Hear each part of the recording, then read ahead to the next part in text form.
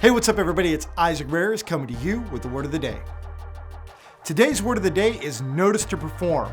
And like always, I'm gonna give you an opportunity to Google it. All right, so go ahead and get on your keyboard warriors and start typing away.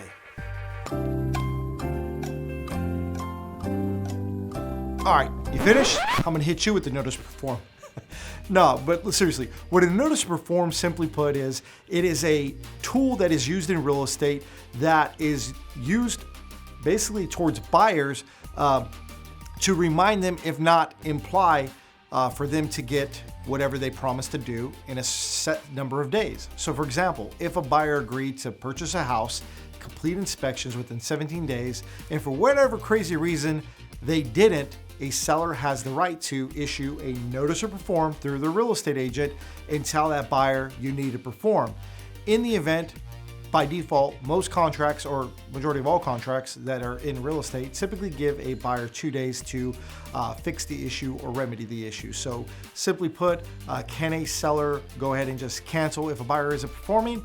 Well, usually they're going to want to do some type of cancel with a real estate agent, but more than likely the tool they'll be using is a notice to perform. So if you get hit with that, you have 2 days to remedy it. And then after that, a seller, simply put, could cancel on you. So notice to perform, that's what it is. It is a tool in real estate that tells you to do your job because you agreed to it. Believe it or not, notice to perform is mentioned damn near 25 times in the real estate contract. Believe it or not, 25 times. Crazy, right? I know. Boom. You got to perform.